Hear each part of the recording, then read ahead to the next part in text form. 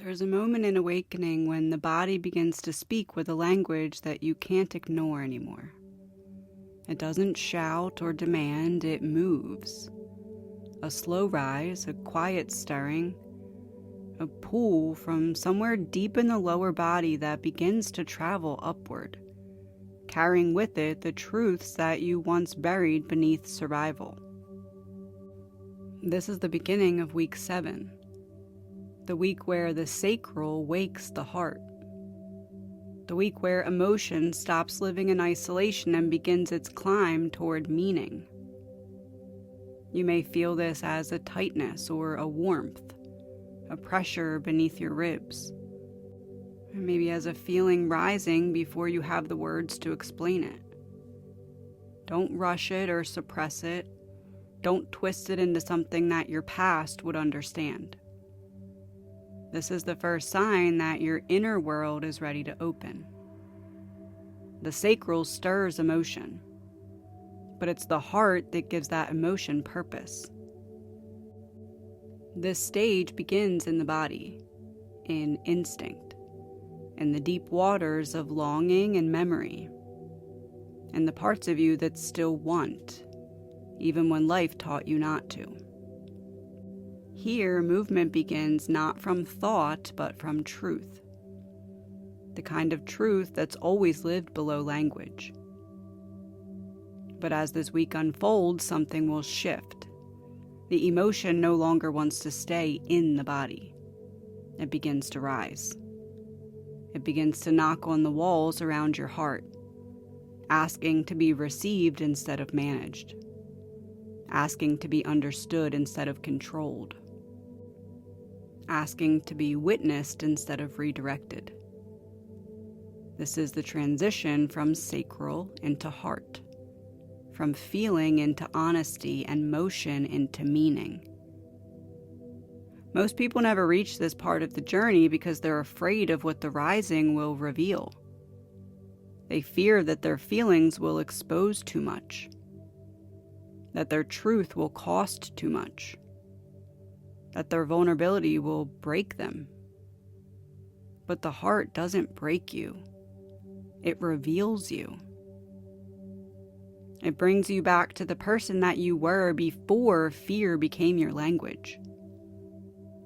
The inner chamber is the place where your rawest emotions meet your clearest truth.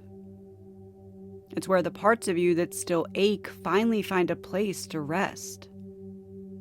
It's where you learn that your emotions aren't evidence of weakness. They're evidence of life.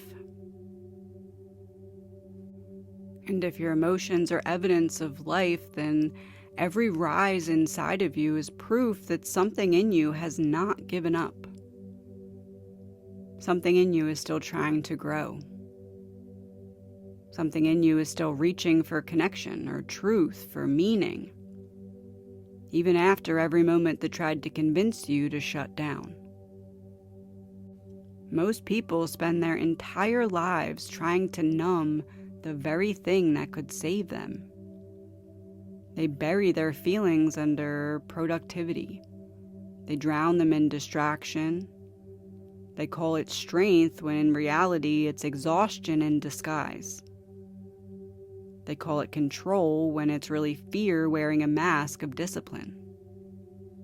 But not you, not now, not anymore. You're learning that to feel deeply isn't a liability. It's a compass. It's direction. It's the pulse of your becoming. Emotion's not here to break you, it's here to wake you. It's the knock on the door of your own heart saying, "Come back, I have something to show you." You were never meant to carry your life from the neck up. You were meant to live from the center of your being, where instinct rises and truth settles and courage takes shape, where your past is no longer the architect of your future. Feeling is not the storm. Feeling is the first crack of light that breaks through the ceiling that you built to protect yourself. And when you finally allow that light to reach your heart, something extraordinary happens. Your old armor begins to fall away. The walls you built begin to soften. And you begin to meet yourself with a clarity that you didn't know you were capable of holding. This is the beginning of authenticity.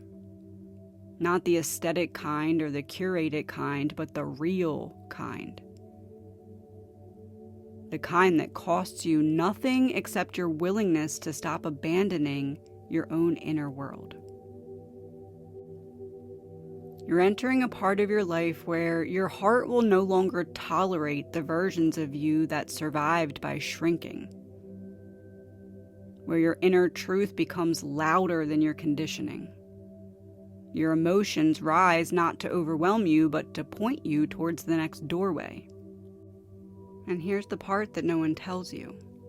The doorway your emotions are pointing toward is the one that you've avoided the longest. Not because it's dangerous, but because it's honest. And honesty is where the old version of you dissolves. Think about that for a moment. Your feelings don't rise as chaos, but as a compass. Every swell of discomfort is direction. Every surge of longing is a signal. Every flicker of fear is a threshold marking where your past ends and where your future begins. Emotion doesn't come to destroy you. It comes to reroute you. And the instant that you understand that, the entire architecture of your inner world rearranges itself. The fear loses its authority. The pattern loses its power, and the story loses its grip. Because the truth steps forward and says, I am here now. Most people miss this moment because they're too busy fighting what they feel. Too busy trying to stay in control or to stay unchanged. But you're not most people. You were built for depth. You were built for truth. You were built for the kind of awakening that does not politely tap you on the shoulder. It shakes you awake. It pulls you from your old life by the collar and says, look at what you're becoming. And this is the moment that you see it. The moment the room inside your chest expands. The moment that you realize your emotions were never trying to ruin your life. They were trying to return you to it. Everything you've ever felt was a conversation with your own soul. Every ache was an invitation, and every fear was a crossing. Every desire was direction, and every heartbreak was a doorway slammed open. You were never off the path. You were being led. Your emotions have been mapping you back to yourself in every single moment that you thought you were lost. You're not meant to follow your emotions. You're meant to decode them. Because once you decode them, they stop being storms and start being coordinates. Once you decode them, they stop being enemies and start becoming guides. Once you decode them, you stop fearing feeling itself. You stop fearing yourself. And the moment that you stop fearing yourself, you become unstoppable. This is what the inner chamber is. Not a place where you break, a place where you finally understand. Look at your life for a moment. Look at the decisions that changed you. The moments that woke you. Look at the rooms that you finally left.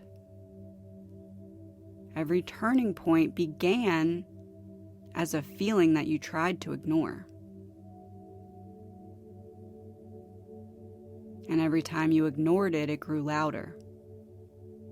Not because it wanted to punish you, but because it wanted to save you. Your emotions have been leading you toward the next doorway your entire life.